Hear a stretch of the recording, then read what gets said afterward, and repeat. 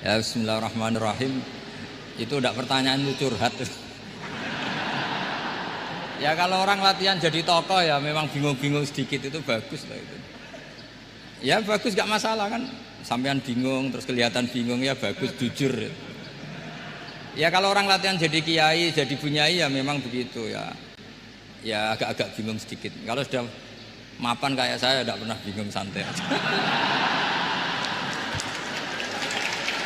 Karena tadi sudah yakin semuanya sudah ditulis di Lauh Mahfuz. Yang jelas begini, pertanyaan itu ada dua. Zaman Nabi pun ngendikan ada dua. Ada su'alul mustafhim, orang tanya ingin paham. Ada su'alul muta'annid, tanya ingin mempersulit. Nah biasanya masyarakat juga dua tadi, ada tanya ingin tahu, ada tanya yang muta'annid. Muta'annid itu memojokkan kiai. Ya, saya pikir ini sudah dosen pasti tahu gelagatnya orang ini muta'annid apa mustafhim, memang benar-benar tanya apa mempersulit. Misalnya kita ketemu orang fasik ya ada dua, ada yang lugu apa ada yang enggak. Kalau yang lugu tanya caranya tobat, yang memang ingin tobat. Kalau yang enggak ya memang hanya muta'annid. Sehingga kata masyiatullah itu juga pernah dipakai orang kafir. Wa qala alladziina asyraku law sya'allahu ma asyrakna. Kata orang-orang musyrik, kalau kita dikehendaki Allah juga tidak melakukan musyrik. Tapi mereka ingin menjebak Nabi bahwa kamu yang kampanye tentang masyiah, berarti kita musyrik pun karena masyiah. Orang kampung juga gitu. Saya masih ingat guru saya Kiai Haji Maimun Zubair pernah ditanya tentang orang haid yang karena free sex, karena seks bebas. Bukan karena ketularan atau karena orang lain. Memang dia sendiri yang nakal. Yang tanya dokter, tentu yang tanya dokter. Dokter itu berambisi menemukan obat haid. Jawabannya Mbah Mun itu unik, padahal beliau itu sangat sayang sama umat. Jawabannya beliau gini, dok, sesuatu yang menjadi hukuman Allah supaya orang mau kembali tobat, ya Allah diberi hak. Intinya kan mesti misalnya ada orang hidupnya boros, kemudian punya utang banyak, dia agak dipercaya masyarakat. Terus kamu ditanya solusinya gimana? Ya gak perlu ada solusi. Itu memang hukumannya orang yang salah. Biar roh rasane lahum fid dunya khizyun, ada unsur kehinaan. Ada orang selingkuh dikucilkan masyarakat. Terus tanya kamu gimana caranya nggak dikucilkan?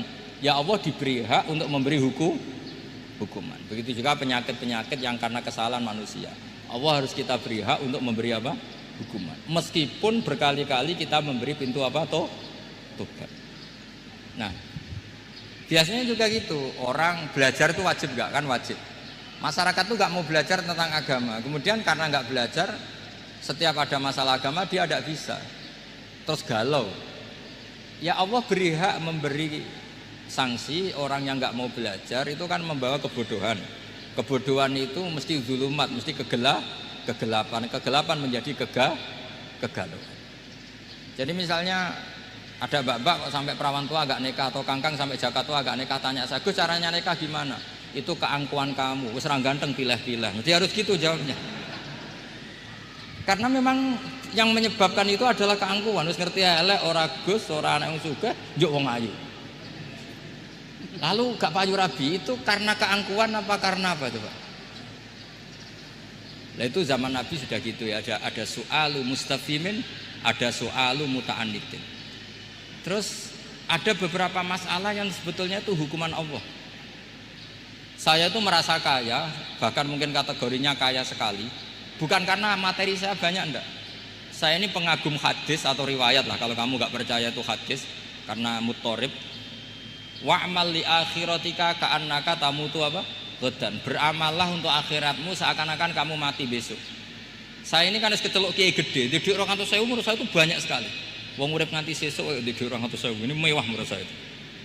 Sampean kan enggak, wis ora kiai, goblok, bayangno urip nganti 10 tahun ke depan. Duit 2 juta ya kurang, 10 juta ya kurang.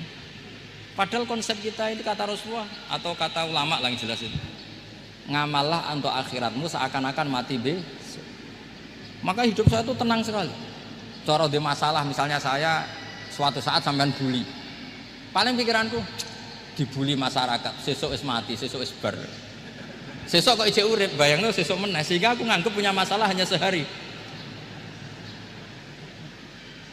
Kamu kan nggak bayangkan hidup itu panjang, sehingga yang merasa miskin terus, sehingga kadang merasa istrinya kok ini terus padahal masih panjang. Jadi kalau kamu pakai konsep ulama tadi, wa'mal li akhiratika ka'annaka tamutu ghadan, beramalah untuk akhiratmu seakan-akan kamu itu mati besok. Sehingga yang saya asik ya kalau sholat itu saya asik, ngajar asik, karena ini untuk bekal mati. Kalau uang betul, tanyakan istri saya punya uang 200.000 itu anggap banyak sekali. Uang urip nganti sesuk ada duit 200.000 itu mewah betul. Terus kemudian ada orang galau, uang 10 juta ke orang 20. Kegalauan ini adalah dia salah persepsi, nganggap urip itu panjang. Ini wayul hihimul amal, orang yang dibuai oleh angen-angen. Nah ini melebu alhaqumut takatsur hatta zurtumul maqabir. Ya bu dosen yang rasa mahasiswa ya, atau mahasiswa yang rasa dosen tadi kata MC. Ini enggak gitu, keliru MC. Dosen yang rasa bunyai. Jadi lebih keren. Dosen yang apa? Rasa bunyai. Ya saya kira demikian. Assalamualaikum warahmatullahi wabarakatuh.